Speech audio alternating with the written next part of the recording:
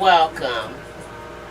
Welcome to Enchanting Asheville, where you hear the voices of people of color and those who love them.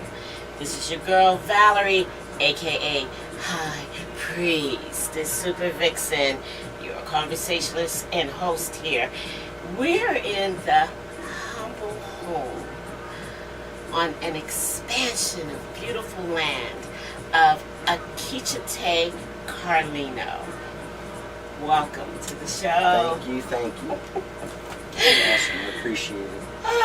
Akitchitay Carlino has been a very strong pillar in our community, from indigenous ancestry of the Taino Nation as well as of the other Aboriginal American nations here.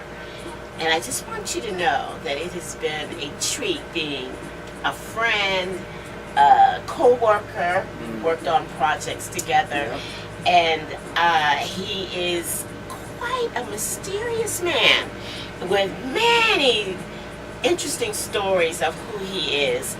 And today you have the opportunity to sit back casually and learn so much about this man and the music, which we're talking about, Akitchitay indigenous music. Sure. Weren't you in the Native American Music Awards? Yes, I was. I got 6 nominations last year. Awesome. Yes! It's great to see my name in there. Well, you make sure you spread every word as loud as you can. We want everyone to hear just how powerful of an individual. How long have you been in the community doing indigenous music? I've been doing indigenous music for years. It started like with ceremony. And we would have like 3-day ceremonies and sometimes like all-day ceremonies, and we would just drum and play music for dancers, and so that's how it started. And it just progressed from there, and I just ended up making my own CDs. Wow. Yeah. So right now we're in the Appalachian Mountains, my dears. And when you say we started doing our ceremonies and making music for ceremonies and the dancers of ceremonies, was that only in the Appalachia? No, that was, well, we do it all over. We do it in Borinquen, which is now known as Puerto Rico, Quisqueya, which is Dominican Republic, Cuba, we're like, and then the United States, and a lot of different places, you know, like islands and stuff where Tainos are everywhere. So we're doing ceremonies now in the Appalachian Mountains. I came down here from like Pennsylvania. Oh. Yeah, so there's a lot of Tainos up there. I mixed. I learned a lot from them, from the chiefs and the medicine people. And then going to Puerto Rico, Borinquen, learning from, you know, several people out there. It's been a great journey. Are you willing, or is it appropriate to name some of the elders that you learn medicine work from? Yeah, I hope it is. Abuela Naniki, she was up in the mountains in, like right in the center of Puerto Rico, up in the mountains there. And then Miguel Sagüe, he's from Cuba. He was one of my teachers also. He's in like Pittsburgh, Pennsylvania. And he was an awesome teacher. And then also Margarita up in Hayuya is really, she was the one that had named me one of my Taino names.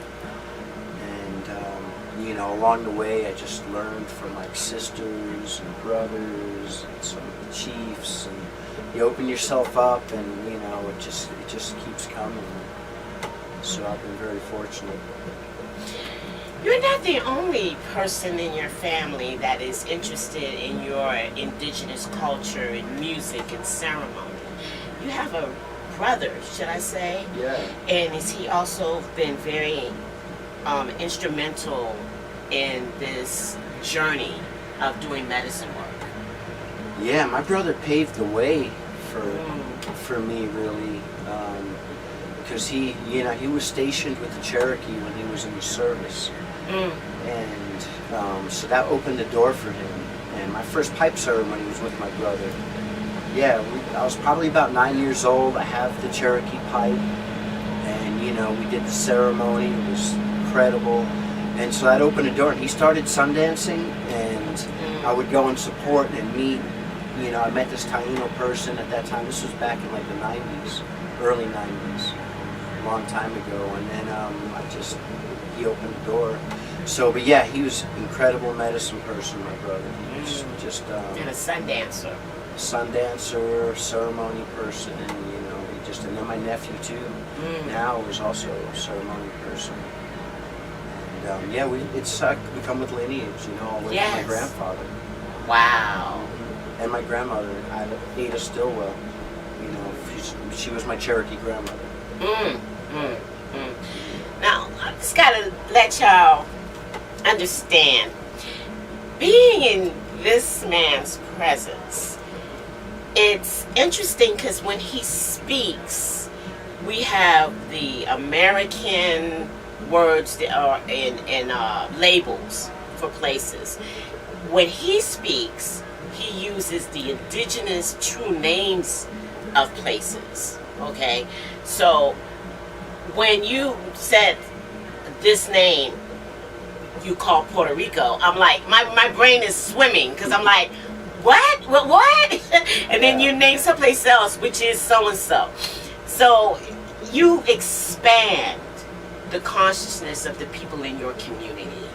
Absolutely. I have been privileged to be in ceremony with you with the sweat lodges. The brother does sweat lodges. I'm just gonna let you know. And when I'm there and you're using a language, your true indigenous stories and songs, it's a whole education of its own.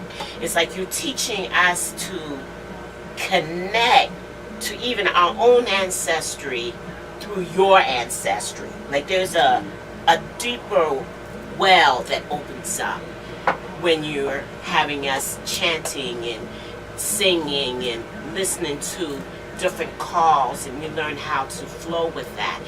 And it's so healing. It's so healing. And people come from everywhere for your sweat lodges. It's like, oh yeah, California, oh yeah, well, Philly, oh, right.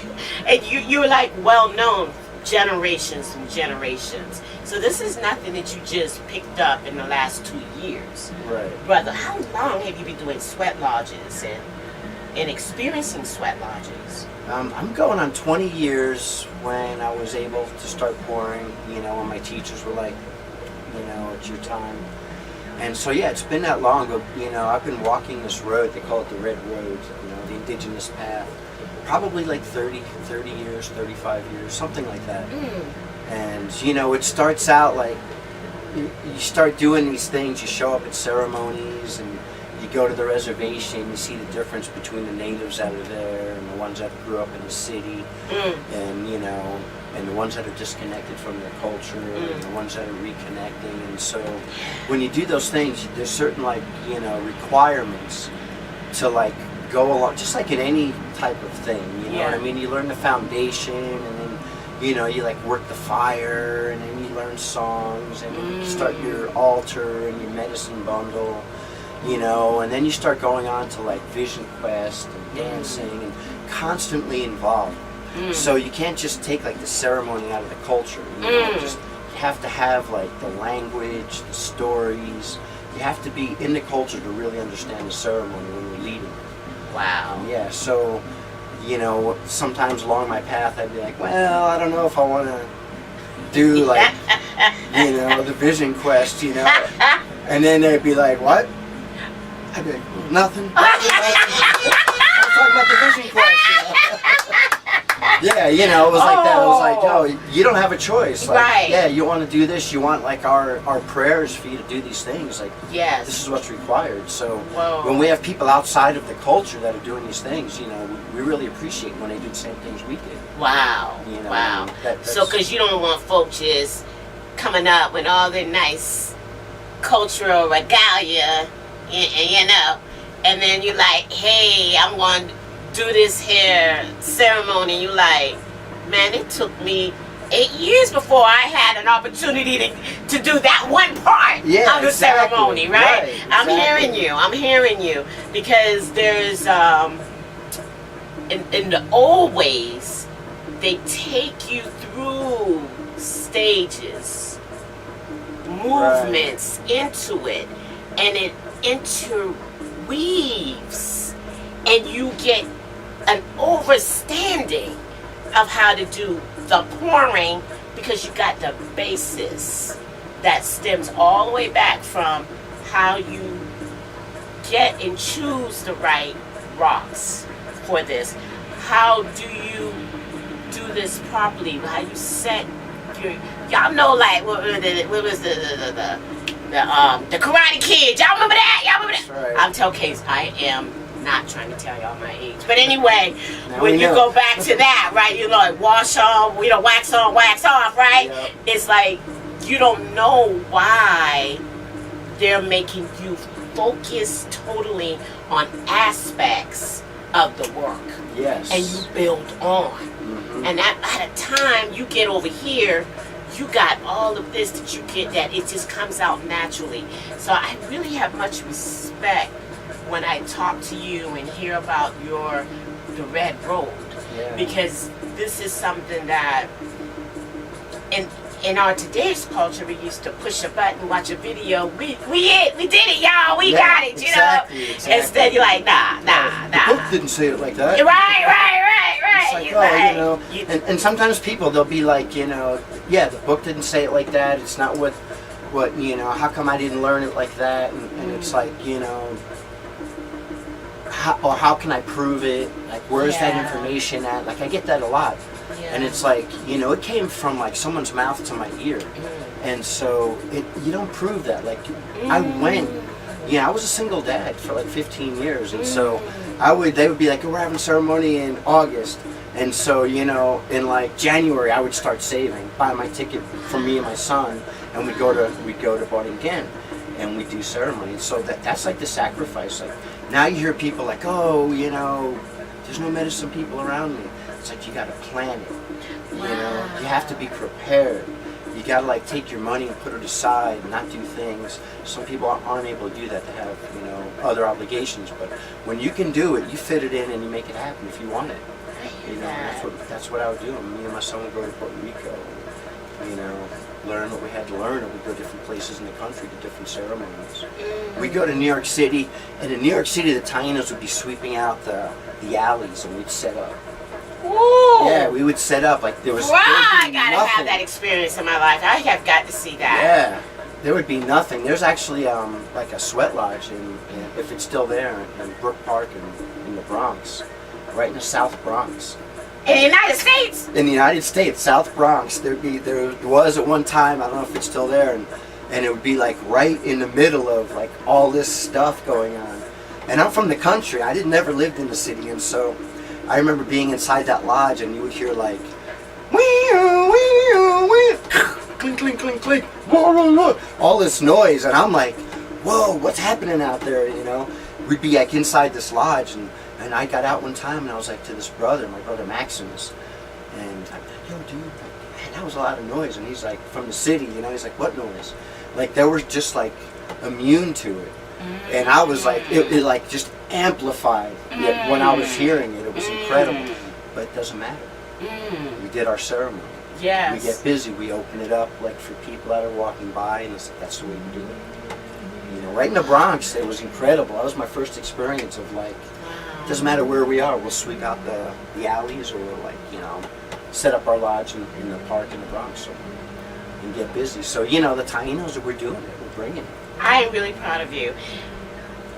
When you did the cancel cancer benefit for the Taino, and I was privileged to be hostess.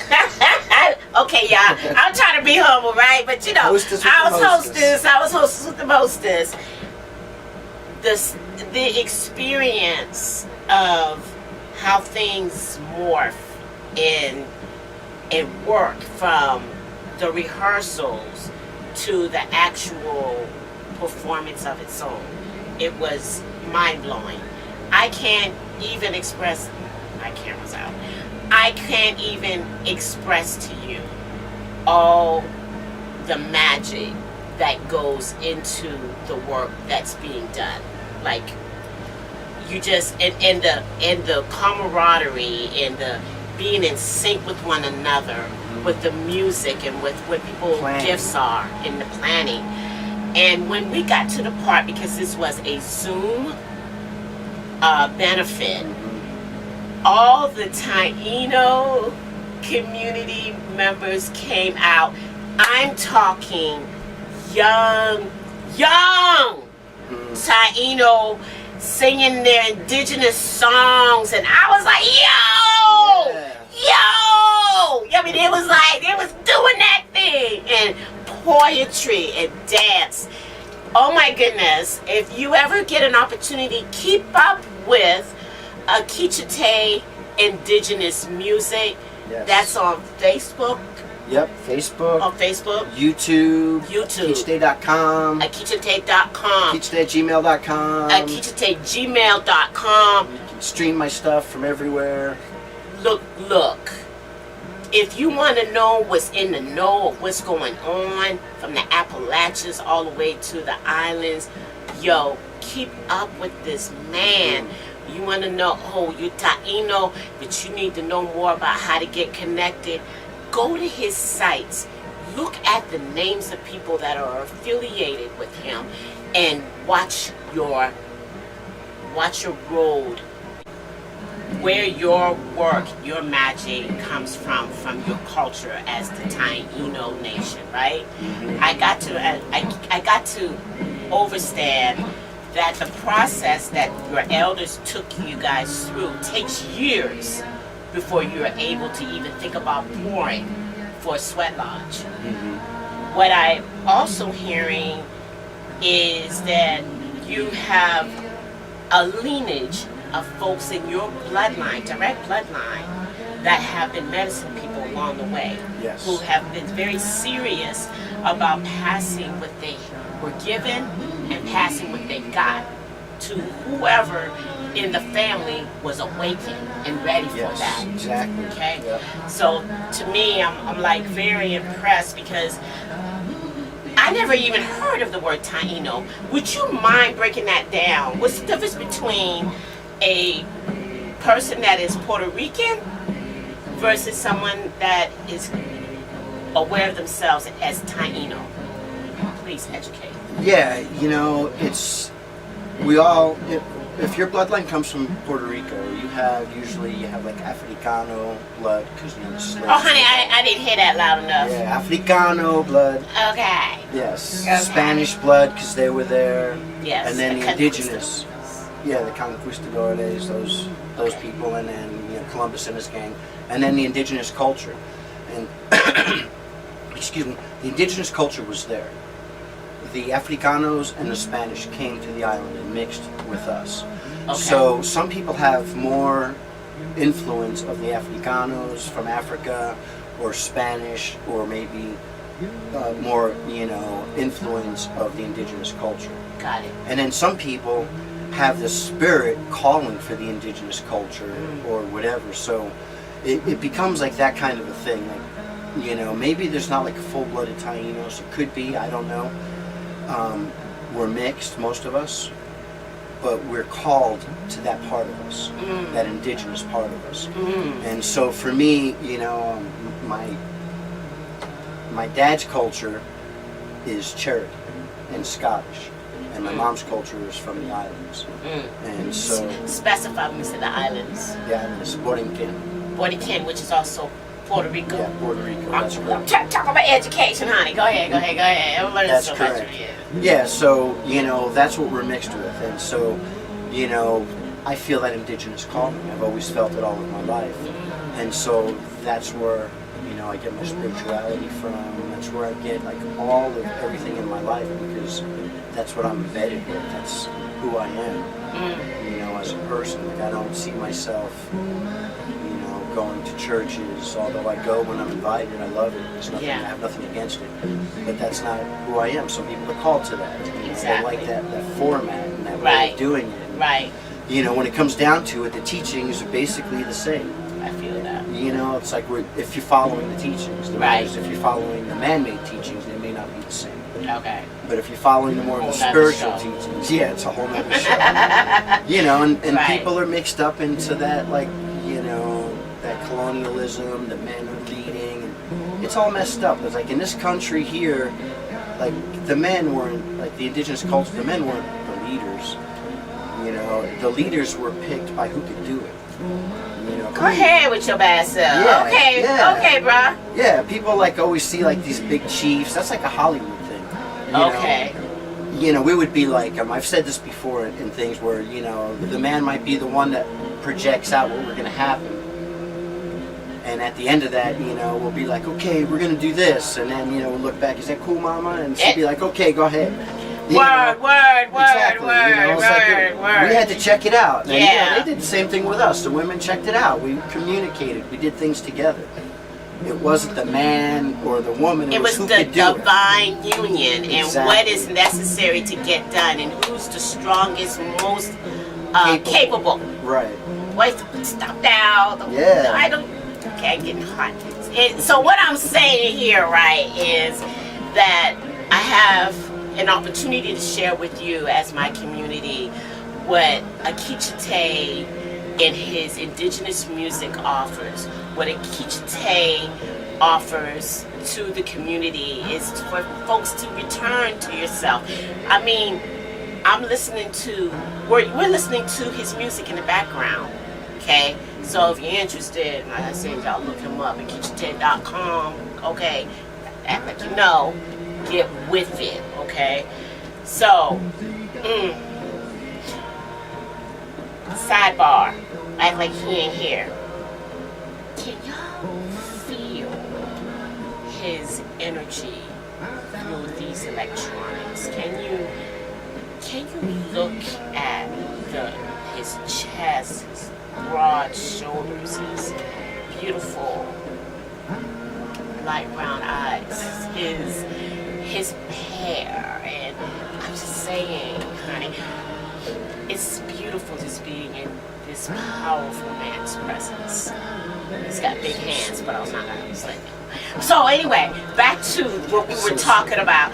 Let's talk about it. So, are you single? Oh. I just think we should talk about it. Yeah, I'm single. I'm very much single. At the So, moment. Yeah, at the moment, there's not really anyone of, you know, specific interest. But I have friends and people I chill with. You know, some really good women friends, and so like I'm enjoying that right now. Do you, as an important man in the community, are you okay with dating other than just Taino? Having more than, I'm assuming, because you know these days we check with genders and pronouns. So I've been knowing you as a man, and I've been knowing you as a heterosexual or cis man, as we put it in the community, right? So you tend to date females. Okay. Yeah. So, are you interested in women outside of just being Taino? Just asking simple questions here. Yeah, you know, I go, like, I don't look at the color of people. Mostly, like a woman that's, you know, stands in her power, and, you know, that's what I'm interested in. Not really the color. I like Taino women. They're very beautiful. I'm looking at you. African and you're women very, are very beautiful. They are. And I'm They're like, very beautiful. you're very beautiful. Thank Looking at you and your complexions and your colors and, you know, all that. It's very beautiful. And so it's, I like to say that I do look at color. I do look at people who are not melanated and who are melanated, right? Or less melanated, right? And more melanated. But sometimes folks tend to have barriers about their interactions romantically. Right. And so I was just curious if you're open to other women who aren't Taino. Yes, I am. I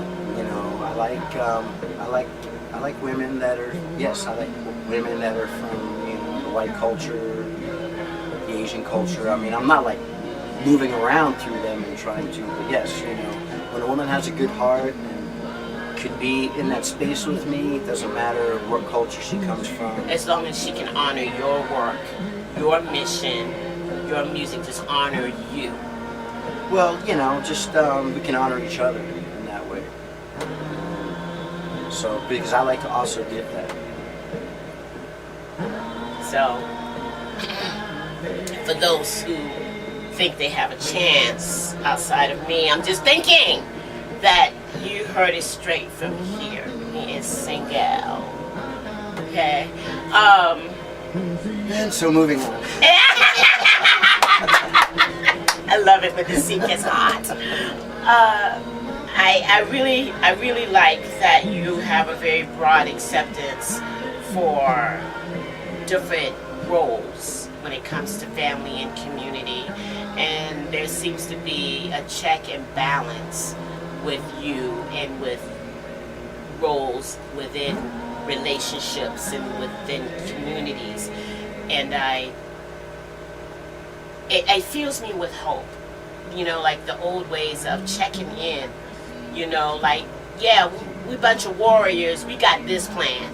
This is what we be like. Well, before we do this, let's go back and check with the wise ones. Let's check with the mamas.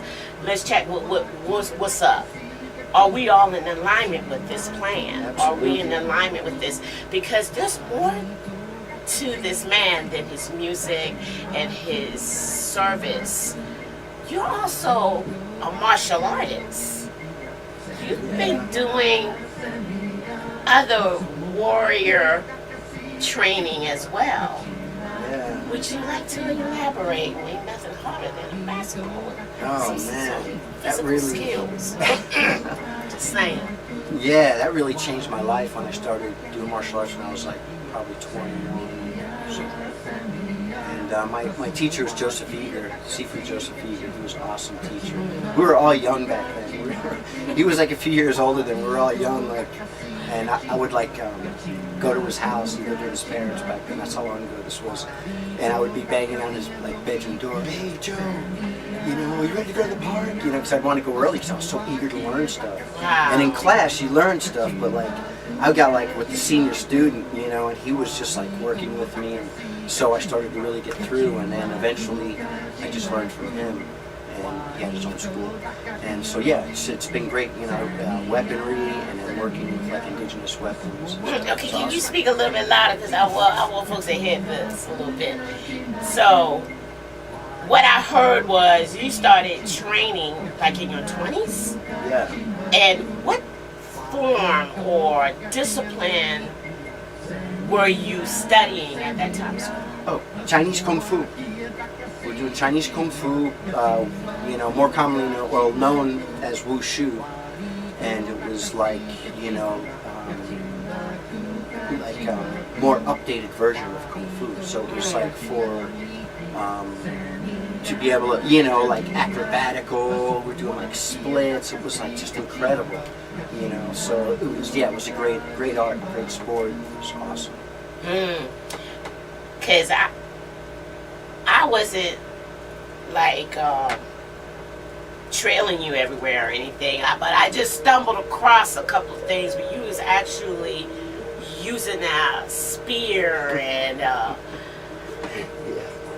doing splits, and there's a lot of agility there that I've noticed from you, which is very nice. And that's admirable. Thanks. Yeah, it's I just was always concerned about my health all of my life, and so cultivating it. If If you had to give a message to the Taino community and really any young people in our community, what message would you have for them as far as overcoming the challenges that we have been going through in the Americas and in the world at large at this moment? Yeah. Man, there's so many messages, you know. It's like the world has changed so much. Now, if something a little bit wrong happens, like there's so many ripples, you know, and then some of those ripples could become like waves. So it's not easy for anybody, but mostly the younger generation. Where, you know, when I was younger, you know, you'd do something stupid and there was a couple of ripples and that would be the end of it. Right. And so, you know, not getting in that position is really important. You know, staying away from getting into any kind of system. You know, you've got to work. You've got to educate yourself. I mean, education is so important. All of my teachers, one of my teachers, Arnold Rice, would say, he would go and tell us all these things, and then he'd go, yeah, but don't believe me. Wow. Don't believe me what I'm saying, because I don't know. Oh, You know, oh and my we God. would be like, what? You just told us all this stuff. And he'd be like, oh, you got to do your own research. You're responsible for your own stuff. That makes sense, though. Yeah, and you have to be responsible for your own stuff. Like, you can't, like, lean on people all the time. You have to do your own research. Don't just believe what people are telling you. You know, you got to research it. You know, and that's what that would be my message. It's like, take care of yourself. Be proactive. You have to be proactive in this day. I feel that. Yeah. I think that's very important. So, what's currently going on for Akitchitay indigenous music? Holy mackerel, I got so much going on. I love it. Not like huge things, but all these little things. Playing in some powwows coming up. The Spirit of the Mountain powwow, October 29th and 30th. It's an awesome powwow. One of my Taino sisters, Luz Estrella, putting it on, or has a lot to do with it. And she could be putting it on. I'm not sure exactly of her position. She's really spearheading the whole thing with the community over there. And then in November, I believe it's 15th, I'm not really positive, it's another powwow that is like the veteran warrior powwow, something like that. I might not have the name correct, but you can go to my page and get it there. And that one also has some Taino people involved in that, so it's going to be an awesome powwow. And then we have like hopefully another barn performance with Deanna Rose, who some of you know. She lives out here on the farm with us, you know, in the community. And probably Beck Sylvia, you know her. She's awesome. She sings. Beautiful voice. Oh, she's incredible. And hopefully Aubrey Matthew, he always, you know, gets behind the mic. And so we'll have some other people. But yeah, we're planning something, you know, if it happens before this comes out. Got it. Yeah.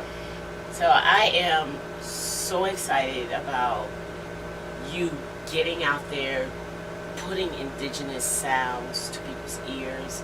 I'm excited about you standing in the community, teaching some medicine ways from the earth and from spirit, for healing, for enlightenment, for awareness. I really love the fact that your message for the youth is to be more proactive. You know, do your research and practice more discipline. And it's good to get wisdom and things from other people, but do your own research and be proactive. That's necessary. I enjoy all of it. I do have to admit that it's been my divine pleasure being able to listen to you, be in your presence. Because not only are you humble, but strong. You can feel it just radiating off of you. It's a juicy experience for me. Anyhow, I just thought that you... So, I hope that you've enjoyed this interview here in the Appalachian Mountains of the home of Akitchitay Carlino, and get to listen more to the music of Akitchitay indigenous music. Listen more to what's happening in your community for you, the spiritual growth that's available to you, the opportunities to connect to indigenous spirit. Get in with it. Akitchitay.com. Okay? Yes. And I would like to say, booms up! Booms up.